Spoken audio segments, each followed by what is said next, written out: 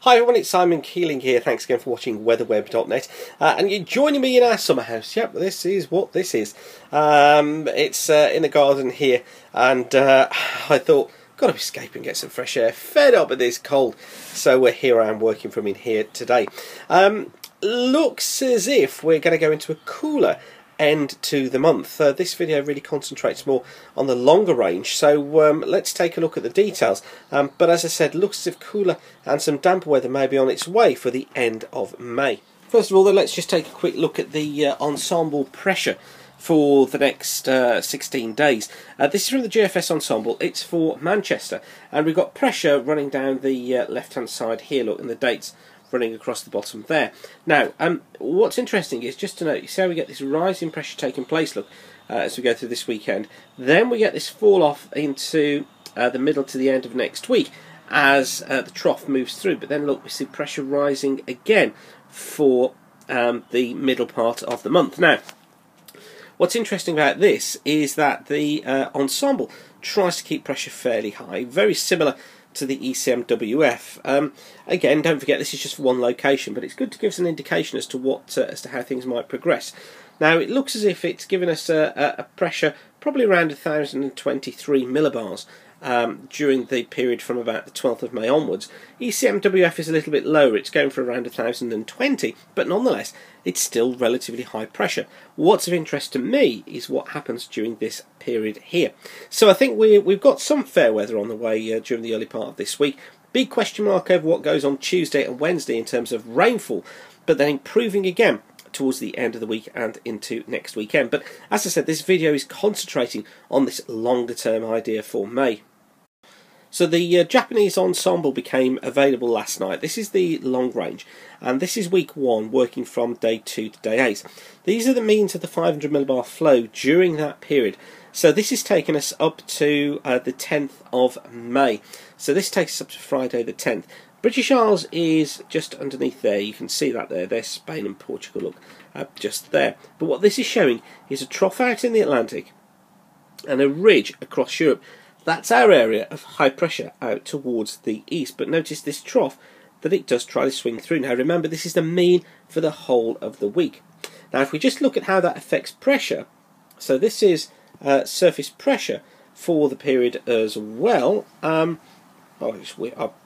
wish I could move that off for you the screen there. Sorry, I can't. But let's move it up a bit. There we go. Get that out of the way. There's the British Isles. You can see the British Isles underneath there.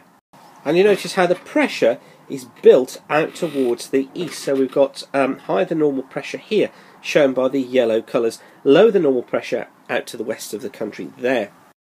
Now, into week 2. And week 2 is showing that the heights get above normal to the north of the country, look, and also to the west. So we find this high being pushed out up towards the north, a high pressure in the Atlantic, but this trough out towards the southwest of the UK as well. So the upper pattern will probably do something like that.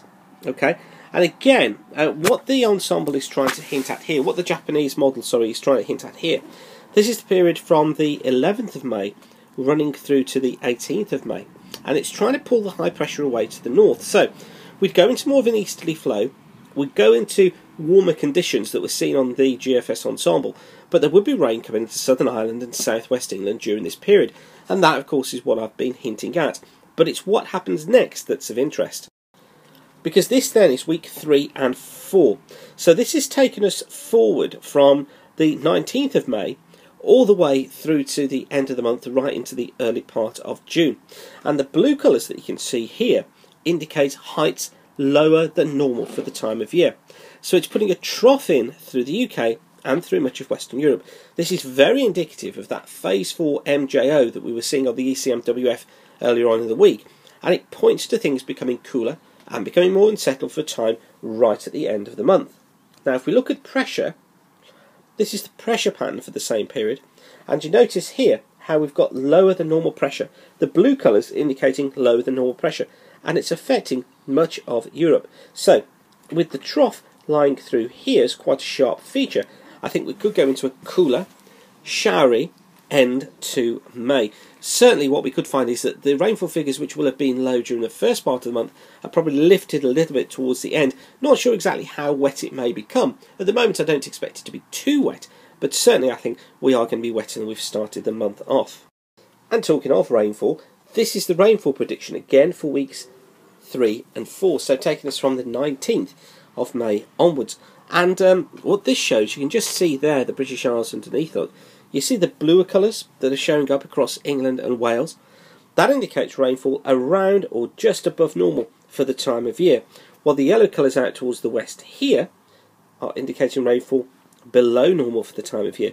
So again, the Japanese model picking up on the idea that we may end the month on quite a damp note. Also, notice across Europe as well here, look, unfortunately the zero line, the Greenwich Meridian runs down here and they split us in two.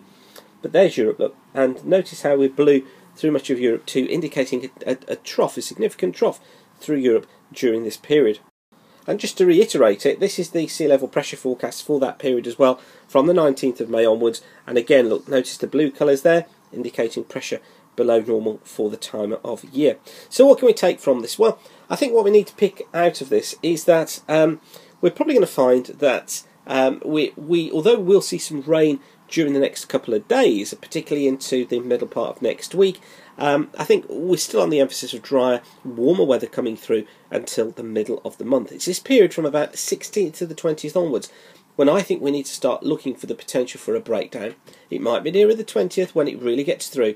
I think prior to that we're going into westerly winds. Southern half of the UK probably fine, dry and sunny. But then what I think will happen is that after about the 20th or 21st, we'll find this trough developing across the UK and Western Europe. We'll go into cooler conditions and more unsettled conditions with showers or longer spells of rain at times. It's going to be a very interesting few weeks. And you know what? Freddie the Weather Wolf agrees with me too. And he has just loved the sunshine over the last few days, spending his time in the garden, sunbathing and barking and chasing after birds. What more could you want out of life? It's a dog's life, isn't it? Anyway, that's it for now. Thanks again for watching weatherweb.net. Don't forget that the site's kept free of charge by the adverts you see around the screen. By you coming back and using the site and using the adverts, that's what keeps us free of charge. So thank you for doing that. So have a great day and keep the sun shining. Bye for now.